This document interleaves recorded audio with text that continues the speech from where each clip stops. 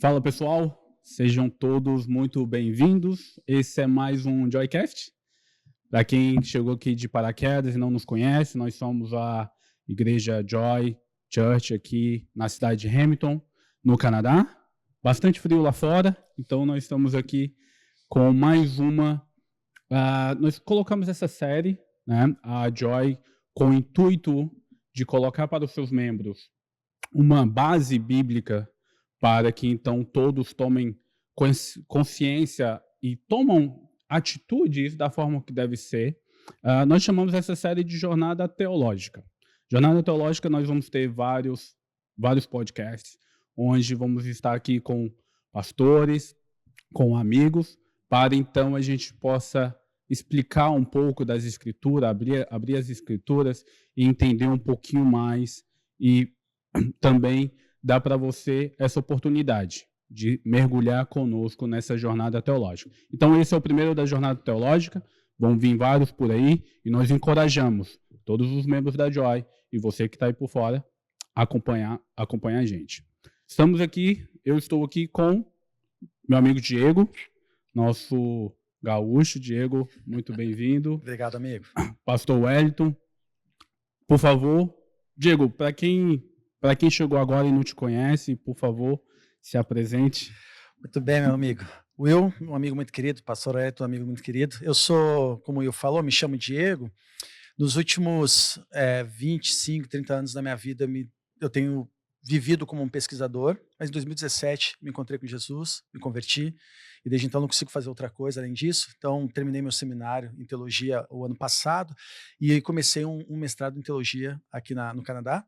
Eu tenho acompanhado o pastor Wellington na implantação da igreja Joy St. Catharines, da unidade St. Catharines, e tenho ajudado o pastor Juliano aqui na Joy de Hamilton. Estou esperando, estou aos pés, ao passo da minha ordenação, para também poder fazer parte formalmente, oficialmente, como um pastor. Como nós temos conversado aqui dentro internamente, eu já me sinto um pastor, mas nada mais do que justo a gente ser reconhecido pela comunidade, por um órgão específico, né? Então, esse é o Diego, em breves palavras. Fantástico, fantástico. Pastor Wellington, por favor. Meu nome é Wellington, casado, pai de 2 filhos, 2 meninos lindos. Tive o prazer de crescer assim na igreja, terceira geração de cristãos, e desde 2016 morando no Canadá. Na área de teologia também, formação em bacharelado e um mestrado, e naturalmente agora ajudando os irmãos aqui na plantação de igrejas étnicas no Canadá. Legal, fantástico, fantástico. Esse é o nosso primeiro podcast da Jornada Teológica e ele é um assunto muito base, né? Então, hoje nós demos o nome de A Palavra. Nós vamos discutir aqui algumas perguntas que foram selecionadas e também fiquem à vontade para abrir e, se quiserem comentar algo pessoal, para deixar esse papo mais fluido. Perfeito. A primeira pergunta que nós temos é: o que são as grandes narrativas e metanarrativas mencionadas no texto e qual a sua importância na vida humana? Muito legal, Will, porque o pastor Elton acho que pode confirmar com isso. A gente que está dentro do mundo cristão, às vezes tem linguagens que são muito comuns, né? Mas aí quando a gente para perceber, aquele pessoal que está caminhando na fé há pouco tempo, às vezes tem coisas que confundem. Eu lembro de uma história rápida aqui antes de eu responder a tua pergunta, Will, que nós dávamos o recado aqui na frente: se você quer dizimar, ofertar, você pode colocar dentro do gasofilácio. Nossa, quando a gente ouve gasofilácio, se tu não é um crente, se tu não é um cristão ou não está nesse ambiente cristão, a gente não faz sentido. Gasofilácio é aquela caixinha de madeira que coloca seu dízimo e sua oferta, né? Então acho que é muito legal, muito boa pergunta. Normalmente as grandes narrativas ou as metas narrativas, que para mim tem um conceito muito parecido, são histórias abrangentes que ajudam a nortear a vida de um cristão ou a vida da humanidade, né? A Bíblia tem várias histórias para ser contadas que podem também nortear a tua vida. Então, por exemplo, eu citaria dentro das grandes narrativas ou metanarrativas a criação do mundo, lá a história que Deus conta em Gênesis, né? Quando ele forma o mundo em 6 dias e no 7º ele descansa. Eu poderia falar sobre a queda, a redenção, enfim. Isso tudo se caracteriza como uma grande narrativa. A gente pode acompanhar na história a história de grandes reis, grandes sábios, poderia ser uma forma de guiar a nossa vida aqui, da humanidade. Ao mesmo tempo, a gente tem o principal de todos da história, que é Jesus Cristo, com a sua bondade, com a sua perseverança, com o seu cuidado, com o seu carinho. Esse foi um cara que durante a história toda dele, nos traz o melhor jeito, a melhor forma de vivermos aqui na Terra. Então, em resumo, a grande narrativa é isso. É a história contada para moldar aqui na nossa vida, a humanidade, o propósito divino nosso aqui na Terra, né? Pastor Wellington, não sei se... Não, excelente resposta. Eu só queria também falar aqui, porque no último encontro estava o pastor Wellington de um lado, o pastor Juliano do outro, e eu fui mediador, e foi lindo, assim, de ouvir os dois discutindo, né? E eu estou um pouco acanhado aqui, não vou mentir, na frente do pastor Wellington, mas vou tentar fazer o meu melhor, se Deus quiser. Eu estou experimentando esse lindo. Nessa mesma pegada de que a Bíblia é para a humanidade, ela também é em contexto histórico e tudo mais, nós sabemos que a Bíblia foi escrita por mãos humanas, né? E qual é a base que nós temos de que a Bíblia em si foi a inspiração de Deus? Não sei se o pastor Wellington ou o Diego Diferente. Eu diria que os mais velhos podem falar, mas também posso comentar. A Bíblia afirma, né, que as Escrituras ela não é uma interpretação pessoal, não é uma interpretação de homens. Ela vem de Deus. Então, sabendo que ela vem de Deus, a inspiração toda dela é divina, né? Ela serve, então, como a gente comentou anteriormente, para ensinar, para corrigir. Ela é utilizada por homens santos, que falaram durante a história, falaram movidos pelo Espírito Santo. Então, de novo, mais uma vez, pela inspiração divina.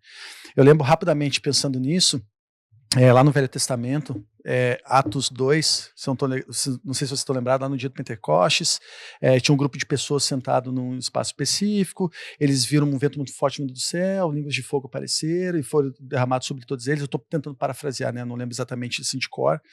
E as pessoas, naquele momento, os discípulos começaram a falar em línguas. E aí, naquele certo momento, era um grupo de pessoas diferentes, falando em línguas diferentes, para pessoas que estavam vindo de lugares diferentes. Então, acho que a inspiração das Escrituras ela vem primeiramente então, de Deus, utilizado por homens, muitas vezes, e como nesse caso de Atos 2 lá, para levar a palavra de Deus de uma forma orientada e dirigida pelo Espírito Santo do Senhor. Né? Não sei, pastor, se corrobora não. Não, exatamente os textos que nós colocamos, por exemplo, 2 de Pedro 1, 20 e 21. Antes de mais nada, saibam que nenhuma profecia da Escritura é de interpretação particular, pois jamais a profecia teve origem na vontade humana, mas homens falaram da parte de Deus guiados pelo Espírito Santo. Exatamente o que o Diego havia comentado. Talvez um comentário aqui que fugiria um pouco da pergunta. Primeiro, não é de interpretação particular. Isso mostra também o papel interessante de que a Bíblia ela deve ser lida em comunidade. Perfeito. Junto, você entendeu? Ou no seu pequeno grupo, ou na sua igreja. Geralmente, quando nós temos interpretações muito dissonantes, que geralmente você fala, eu nunca ouvi isso. Quando você fala que eu nunca ouvi isso, geralmente é problemático. Pode ser que seja uma revelação de Deus que alguém nunca conseguiu captar, mas geralmente quando a interpretação é muito inovadora, é quase sempre um erro. Quase sempre. Não quer dizer que vai acontecer. Onde a fumaça fogo, né? Vamos prestar atenção. Então, essa é uma questão. E se me permite, Will, eu tenho outro texto aqui. À vontade.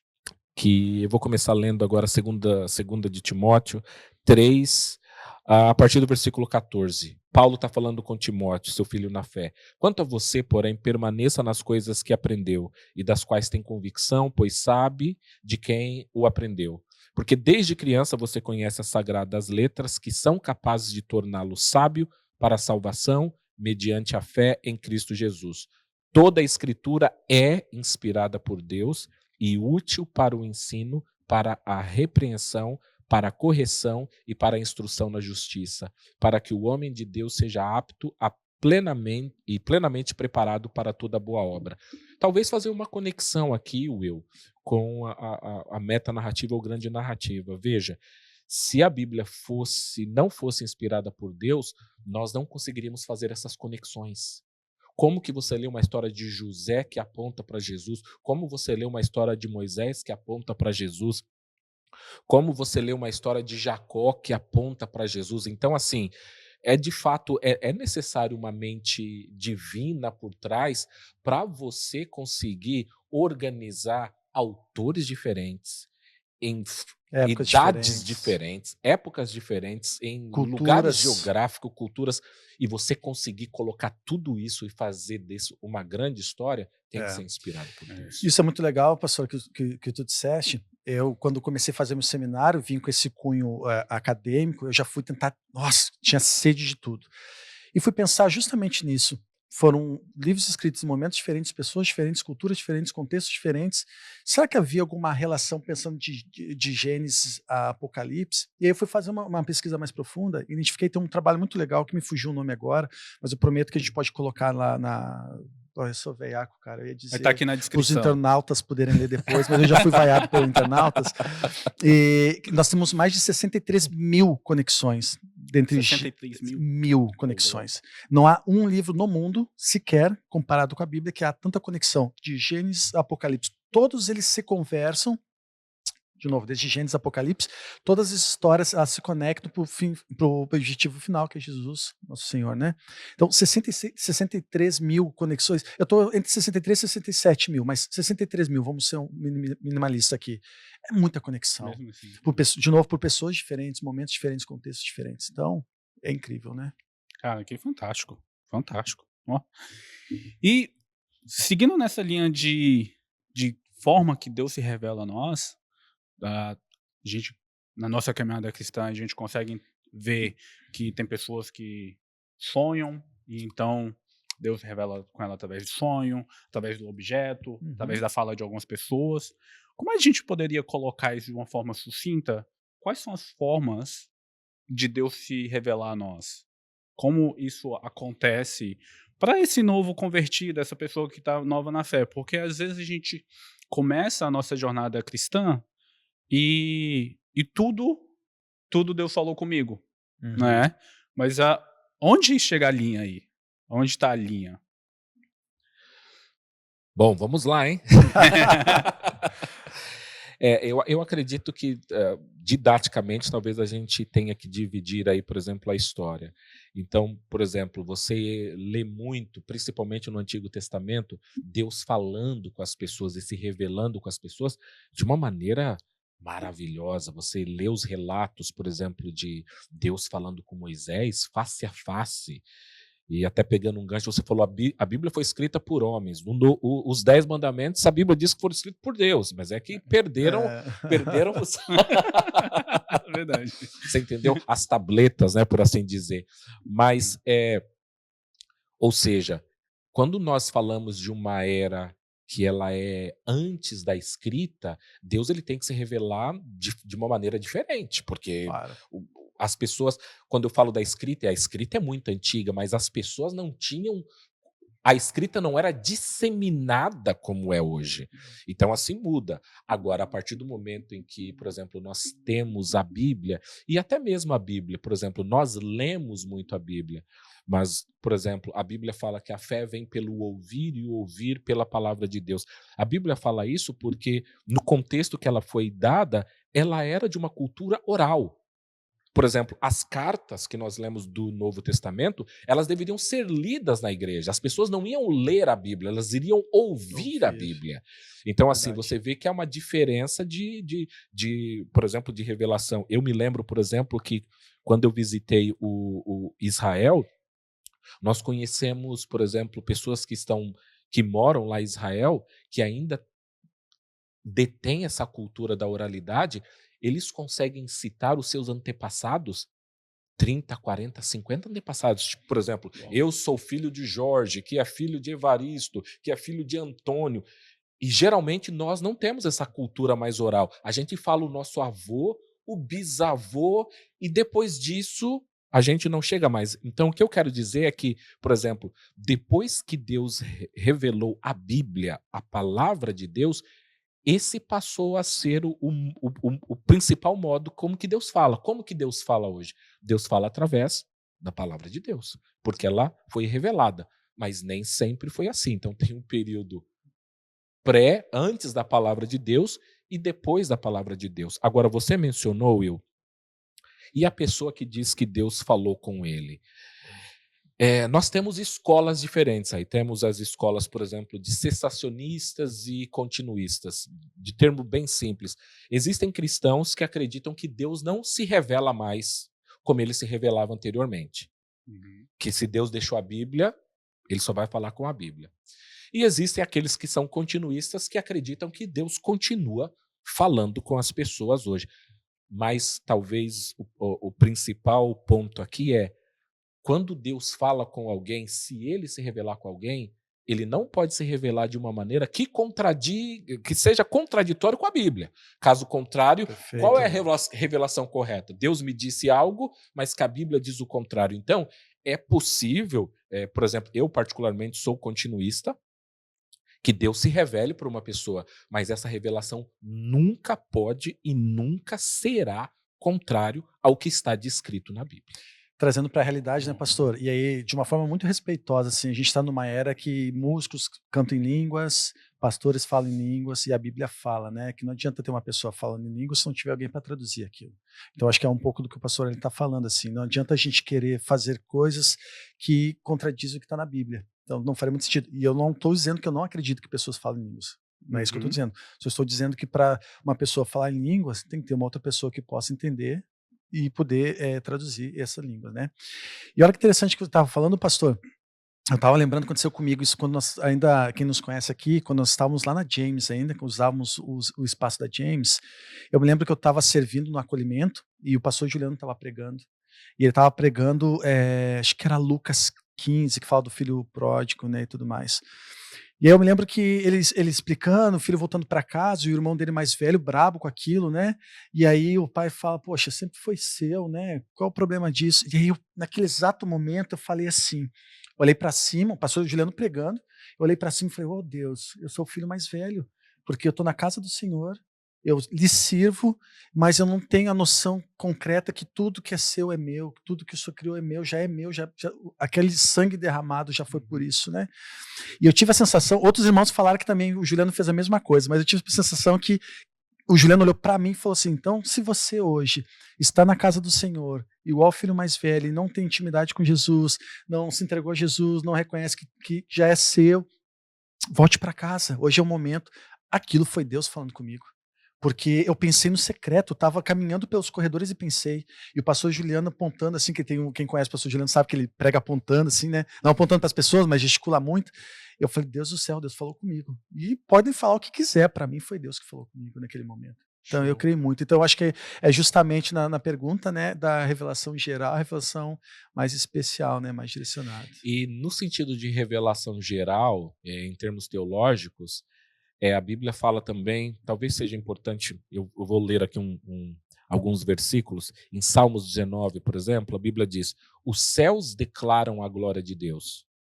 O firmamento, outra palavra para o céu, proclama a obra das suas mãos. Um dia profere essa mensagem, a outro dia, uma noite revela conhecimento a outra noite. Sem discurso nem palavras, não se ouve a sua voz. Contudo, a sua voz ressoou por toda a terra, as suas palavras até os confins do mundo. Então, o que ele está dizendo aqui é: a beleza da natureza, a grandiosidade do mundo, do universo, aponta para um Criador. É uma revelação. Não é específica dizendo: olha, o nome desse Criador é Deus, Jeová ou Javé. Não, mas ele diz: tem algo grande por trás disso. Então, é uma revelação, por exemplo, geral, diferente do que nós comentamos no início dessa pergunta, de algo mais específico, quando a Bíblia fala: o nome do meu filho é Jesus, se você não crer nele. Uma coisa bem mais direta, bem mais específica. Ou eu acho que a gente pode, de novo, eu sou um cara muito de analogias, né? Pensando no especial, né, que o pastor Hélio falou da Bíblia, eu quero criar uma situação assim, não sei se já aconteceu contigo, acontece muito comigo. Hoje eu leio Salmos, qual foi que o senhor leu, pastor, perdão? 19. Salmo 19. Ele tem uma interpretação aos teus ouvidos. E aí, seja por algum motivo, está passando um momento financeiro, tu vai ler o mesmo Salmo 19, cara, parece uma outra passagem bíblica.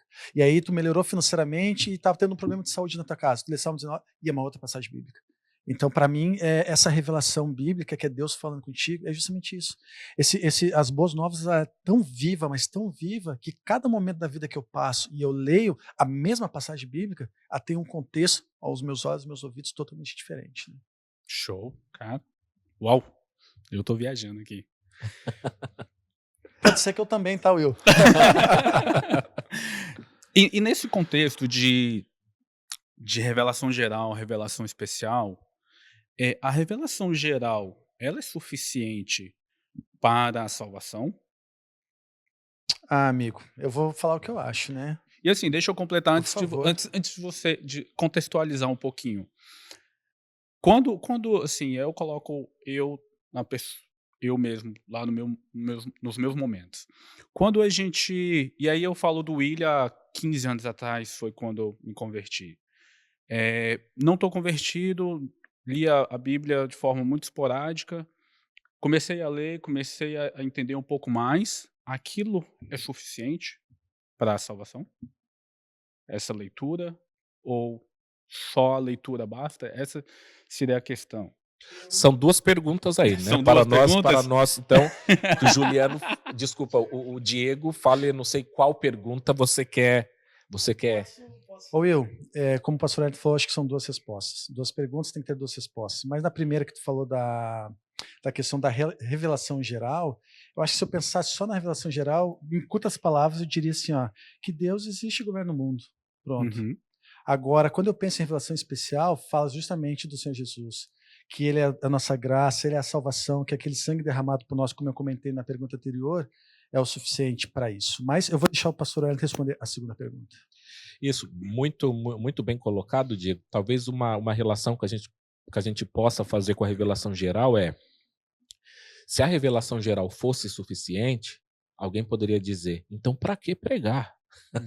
Para que evangelizar se a pessoa já tem uma revelação geral? Enquanto a Bíblia é clara e enfática em dizer que nós temos essa obrigação, esse mandamento da parte de Deus de pregar, de anunciar as boas novas e de fazer discípulos. Então, de uma prova clara de que a revelação geral não salva. Nós precisamos da revelação específica. Então, eu acho que é importante fazer essa conexão. Em relação à segunda pergunta, você disse, eu li a Bíblia do meu jeito, é o suficiente? Talvez, eu não sei se é isso que você quis dizer na sua pergunta, existe uma diferença muito grande entre ser salvo e ter conhecimentos bíblicos. Se você tem tempo na igreja, quando eu falo tempo, você cresceu na igreja, ou você já é cristão há um bom tempo, a tendência é que você saiba mais. Porque se você é de fato um discípulo de Cristo que lê a Bíblia, que medita, que faz parte de uma comunidade cristã, que escuta a palavra de Deus, tudo isso vai te ajudar a crescer. Mas veja, a salvação não é uma questão de conhecimento. E aí nós pegamos o ladrão da cruz. A pergunta é, o quanto de conhecimento bíblico o ladrão da cruz tinha? Naquele momento, que a Bíblia deixou claro, é que ele reconheceu que Jesus era o Salvador. Então, salvação é uma coisa. Eu não preciso saber muito para eu ser salvo. Deu para você entender? Deu. Agora, isso não é uma desculpa para dizer, então eu não preciso ler, eu não preciso estudar. O que eu quero dizer é, nós vamos ser julgados de acordo com o que recebemos. Existem cristãos sérios que moram em situações muito paupérrimas, por exemplo, no Brasil e no mundo, que não têm acesso à Bíblia, que só trabalham. Então, como que essas pessoas vão ter um conhecimento profundo de certas coisas quando eles não têm os mínimos recursos? Exatamente. Mas eles têm o suficiente para ser salvo. Então, o suficiente não é que eu preciso conhecer os originais. Ótimo, se você tiver oportunidade. Mas não quer dizer que você precisa disso para ser salvo. Até porque os fariseus conheciam os originais e não foram salvos, né? Eram conhecedor da lei, mas não reconhecia Jesus como a sua salvação. Então... Legal, porque é uma linha muito... Agora ficou muito mais simples de entender o que é sabedoria, o que é salvação, né? E seguindo na linha, seguindo nessa mesma pegada, o que a gente tem hoje de material, de físico? Quais são as evidências hoje que nós temos? E aí eu jogo para ambos. Eu posso começar com o pastor Wellington, que a Bíblia ela é a veracidade verdadeira? O que a gente poderia citar? Essa pergunta ela é muito interessante porque nós vivemos em uma sociedade que desvaloriza muito a Bíblia. E a mídia, ela não é cristã. Ou seja, a mídia ela é anticristã. E pelo fato da mídia ser anticristã, ela vende uma ideia de que o cristianismo ele é anti-ciência, e o cristianismo ele é anti-arqueologia, que tudo, ou seja, que o cristianismo ele é contrário ao conhecimento, quando na verdade isso está longe de ser verdade. Então, a Bíblia, ela tem o respaldo da história, a Bíblia ela tem o respaldo da arqueologia e a Bíblia ela tem o respaldo da ciência. A Bíblia não é, se Deus criou tudo, as leis da ciência foram criadas por Deus. Então Deus não pode ser contra aquilo que ele mesmo criou. Tem uma frase, eu não sei de quem foi que disse, que é mais ou menos assim, ele disse: "Se você estuda um pouco de ciência, você é contra o cristianismo. Se você estuda muita ciência, você reconhece que de fato existe um criador por detrás." Mas eu vou dar um exemplo, e não sei se depois o Diego vai querer comentar ou complementar. Por exemplo, mais uma vez, quando eu tive a oportunidade de visitar Israel, eu fui, por exemplo, no tanque de Betesda, que a Bíblia relata o tanque de Betesda. E o guia turístico que estava lá, ele comentava, por exemplo, o tanque foi descoberto há tantos anos, mas aí existem artigos antes da descoberta disso que vão dizer: por nós nunca termos encontrado esse tanque, acreditamos que a história não é verídica, é falsa. Até o momento em que o tanque é encontrado e essas pessoas são obrigadas a reconhecer que o relato é verídico. Então, a Bíblia está repleta de histórias que a arqueologia, conforme ela melhora, ela amadurece, ela comprova a Bíblia e nunca desprova. Tem alguns nomes, eu não sei se o Diego gostaria de comentar. Não, fique muito em paz, acho que tá muito fato mesmo. Eu estava assistindo também outros podcasts e vi que alguém comentou, mas eu não me aprofundei ainda, mas só aqui para conversa solta entre amigos, que foi encontrado, acho que a roda da carruagem dentro do Mar Morto. E aí eles estão muito espantados, porque o tempo que foi isso dentro do Mar Morto e não se decompôs a estrutura. Então mostra aí algumas evidências. Mas eu queria chamar a atenção, pastor Wellington, quando tu disseste assim que a Bíblia não vai contra a ciência, né? E eu vim desse universo, e faz todo sentido, é justamente o contrário. O cientista, ele acredita naquilo que ele pode ver, mensurar ou calcular. E tem coisas que na Bíblia mostra que é a fé que te ensina a entender os fatos. E eu me lembro que quando Jesus me convidou para caminhar com ele em 2017, que eu comecei a quando eu entrei no seminário, Deus falou assim comigo, né? Como eu falei, eu acredito muito em Deus conversando com a gente. Ele falou assim: eu quero te usar da mesma forma que tu dá aula na universidade, eu quero que tu leve o meu evangelho para as pessoas, mostrando a seriedade do evangelho, mas de uma forma mais leve, mais tranquila, não tirando o peso do evangelho, que as pessoas confundem levar de forma leve como omitir o evangelho, não é isso que Deus estava me pedindo. E eu me lembro que naquele momento, assim, e hoje eu tenho vergonha de falar, mas naquele momento eu questionei a Deus, eu falei: Deus, como que eu vou levar a palavra de Deus para o mundo acadêmico, que foi um dos pedidos de Deus, né? Se a gente só acredita naquilo que a gente mensura, daí Deus falou para mim assim, daquele jeito muito calmo, muito tranquilo, eu me senti muito acolhido, ele falou: quer dizer, então, para ti ser um oncologista, tu tem que ter câncer. Para ti ser um cardiologista, tu tem que ter uma parada cardíaca. Não, o teu papel é leva o meu evangelho, daí o resto é comigo. Desde então, é que eu tenho feito. Né? Uau. Então, Will, nós temos aqui, por exemplo, a pedra de Pôncio Pilatos, o tanque de Siloé, a muralha do rei Salomão, a prisma do rei Senaqueribe, os manuscritos do Mar Morto. Todas essas são descobertas que comprovam o relato bíblico. Perfeitamente. Então, as pessoas por vezes falavam: tal rei não pode ter existido porque nunca se encontrou nada dele. Aí, conforme a arqueologia amadurece, as pessoas descobrem, então comprovou. Então, nós não temos hoje nenhuma descoberta arqueológica que tenha dito a Bíblia que errou. Então, nesse sentido, mostra que, cientificamente ou academicamente falando, tudo corrobora para a veracidade da palavra de Deus. Que show. Nós falamos da quantidade de conexão que a Bíblia tem. Agora nós acabamos de citar os contextos e aquilo que é palpável, né? Aquilo que a gente consegue ver. Em questão de, por exemplo, a quantidade de manuscritos e, e a crítica contextual, ela se mantém intacta nesse... Will, é bem interessante que se a gente for pensar no Novo Testamento somente, nós temos aproximadamente 5.000 manuscritos. Me corrige, pastor Ed, se eu estiver errado. Cara, isso é muito mais de qualquer outro livro que tenha essa veracidade, né? E a crítica contextual, ela confirma que essas cópias elas são verdadeiras, elas são confiáveis.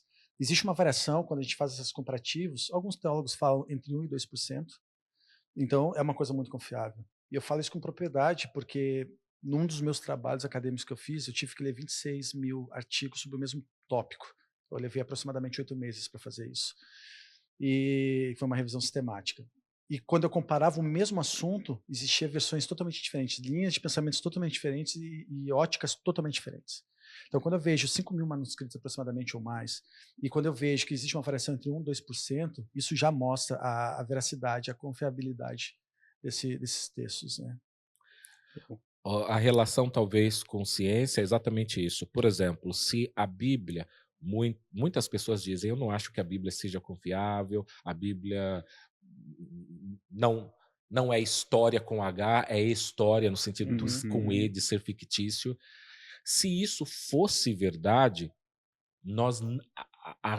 a ciência e a história não existiria. Perfeito. Por quê? Porque o que nós conhecemos de história romana, o que nós conhecemos de história egípcia, isso foi legado para nós através de números muito escassos de livros. Ou seja, se a Bíblia, que tem mais de 5.000 manuscritos, e eles não contradizem entre si, escritos em lugares diferentes, escrito por pessoas diferentes e também por períodos diferentes.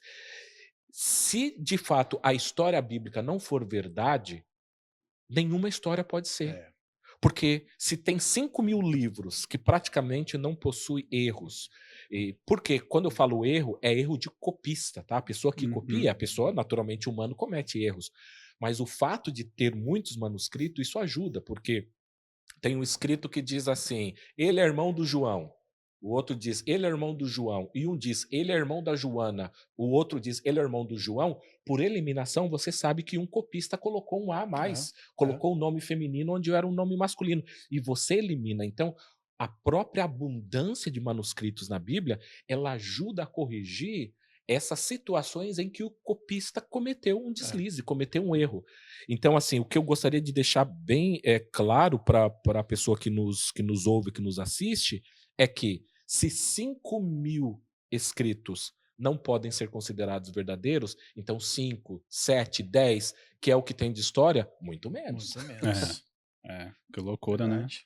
né? É muita coisa em muitos tempos diferentes. E aí tem uma pergunta aqui muito... Opa! Moveu a mesa aqui. Tudo bem, Diego? Tudo bem por aqui. Não quebra, não pegaram quebra. isso, né? Por favor, editem, por gentileza. Tem uma pergunta aqui que eu vou ler ela na íntegra. Tá. O que significa dizer que a inspiração das escrituras é divina, verbal, dinâmica, plena e suficiente? Amigo, acho que vai ter que me ajudar para não esquecer a ordem, tá? Primeiro, divina. Eu vou tentar fazer assim, tipo um bate-pronto, né? Para não se estender muito, né, na resposta. Divina, Deus é autor da Bíblia. Então, acho que por si só já responde isso, né? A segunda que tu comentaste, perdão, foi? Verbal. As palavras exatas foram escritas por Deus. Então, ela vem de divina, por Deus, e verbal, porque foi escrito por Deus, né? Inspiração dele.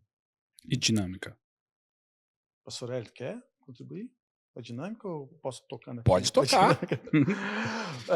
Os escritores usaram linguagens e estilos diferentes, mas sob a mesma direção do Espírito Santo. Como o Wellington falou. Irmão do João, irmão do João, irmão do João. Então, pessoas diferentes, momentos diferentes, com histórias diferentes se escreveram, mas no final do dia, a inspiração veio do Espírito Santo do Senhor. Né? Eu não lembro do restante, amigo. Plena e suficiente. Porque toda a escritura é inspirada pelo Espírito Santo, não é um pedaço dela, não é o Novo Testamento, não é o Velho Testamento, é toda. Então por isso que ela se torna plena, né? E ela é suficiente? É suficiente para um cristão, para a fé cristã. Se tu seguir exatamente o que está na escritura, ela é suficiente para responder qualquer tipo de pergunta, ou dúvida, ou medo, ansiedade, angústia que tu tiver na vida. Então, ela é plena. Uau, uau, uau. Ficou bonito isso, não foi? Ficou, cara. Você falando assim, ficou... com um certo furor, né? Ficou muito legal. E aí, agora acho que para finalizar nosso bate-papo aqui sobre o nosso primeiro tema da jornada teológica, como o estudo das escrituras, e acho que o pastor Elito comentou agora há pouco sobre o conhecer e de salvação, mas o que o estudo das escrituras nos ajuda na vida cristã? Como a gente pode e também um cunho pessoal de o que você diria para aquelas pessoas que estão começando, aquelas pessoas que entraram num platô e acham que não conseguem aprender mais nada sobre as escrituras? Primeiramente, vamos mencionar as escrituras. A Bíblia pede para que nós estudemos, que nós meditemos, que nós possamos ruminar na palavra de Deus dia e noite. Então, a Bíblia, o texto quer dizer continuamente, é nossa obrigação ler e estudar a Bíblia. Porque alguém pode pegar o comentário de alguma pergunta anterior e dizer: eu não preciso de tanto estudo para ser salvo, o ladrão da cruz. Mas veja, o ladrão da cruz ele teve um cenário diferente. Eles estavam morrendo naquele dia. Ou não dá para aprender mais. Ou a não ser o leitor queira ser crucificado como o ladrão na cruz também, né? Pode ser também. Você entendeu? Então, assim, isso não é desculpa, nós temos tempo. Então a Bíblia pede para que nós sejamos bons gerentes do nosso tempo. Então, assim, a Bíblia pede para que a gente estude a palavra de Deus. Então nós devemos estudar a palavra de Deus. Então, assim, por que é importante? Primeiro, porque Deus mandou. Se a Bíblia é a palavra de Deus e ele diz que é bom para você. Agora, de uma maneira muito prática, a Bíblia ela não está lá para, por exemplo, para dizer que os irmãos de José pecaram e há um distanciamento. Quando eu aplico a Bíblia, eu reconheço que, por vezes, eu ajo como irmão de José, vendendo o meu irmão, traindo o meu irmão. Você entendeu? Quando eu leio a história de Davi e fala que Davi, por exemplo, ele cometeu adultério com Batseba e ele matou Urias, que era o marido dela, eu falo, poxa, mas que rei mau. Mas eu tenho que entender que a Bíblia está mostrando que essa natureza de Davi é a mesma natureza que eu compartilho. Exato. E que nós, seres humanos, também agimos assim, desejando a mulher do outro, o carro do outro, a profissão do outro, o status do outro, e que por vezes matamos fisicamente. Sim. Ou, às vezes, como Jesus interpretou, matando no nosso coração. Will, para mim você morreu, tá? Então você veja, a Bíblia ela está lá para mostrar esses erros desses humanos, para dizer, aprenda com o erro do outro, para que você mesmo não venha cometer esse erro. Exato. Porque uma das lições muito importantes que nós temos que ter como cristão é saber o seguinte: Deus perdoa, Deus é perdoador, Deus é maravilhoso. A Bíblia diz, ele é longânimo, mas ele é justo. Então o meu erro vai ser punido por Deus.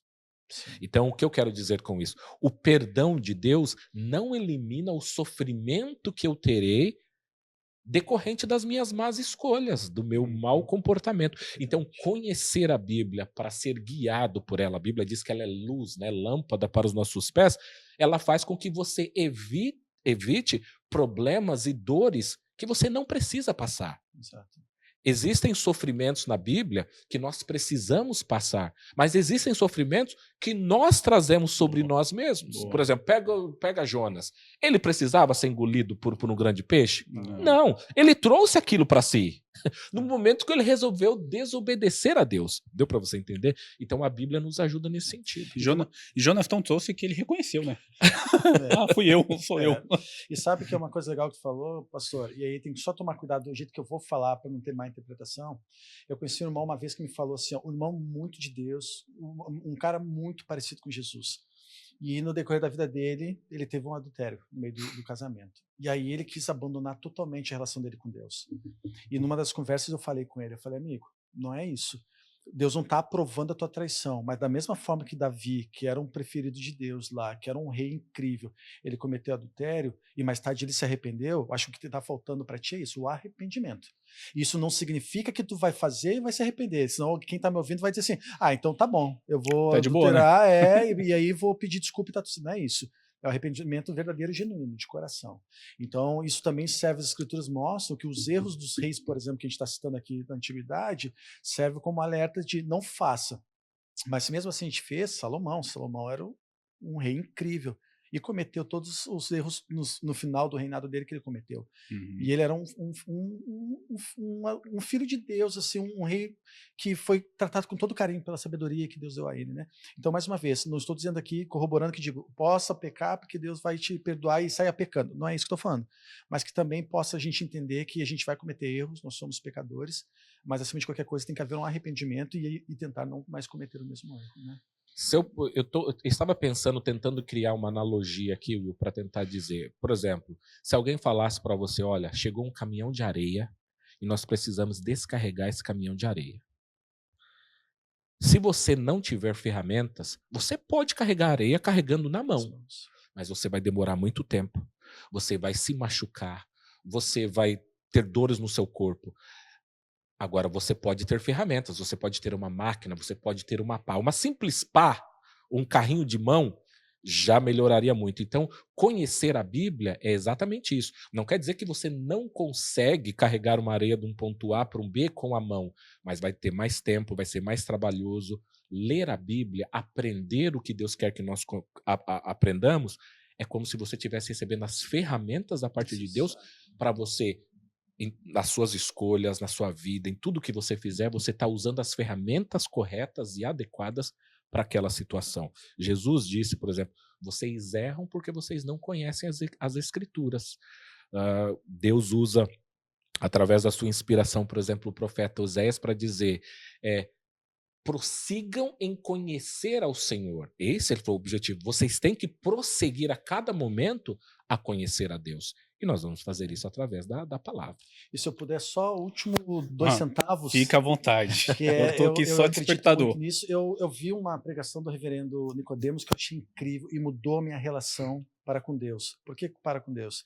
Porque depois que eu comecei a falar isso e eu comecei a praticar o que ele ensinou, e já vou explicar, e comecei a ler a Bíblia, eu tive uma intimidade maior com Deus. O reverendo fala sempre o seguinte, que antes de nós lermos a Bíblia, a gente tem que parar e orar.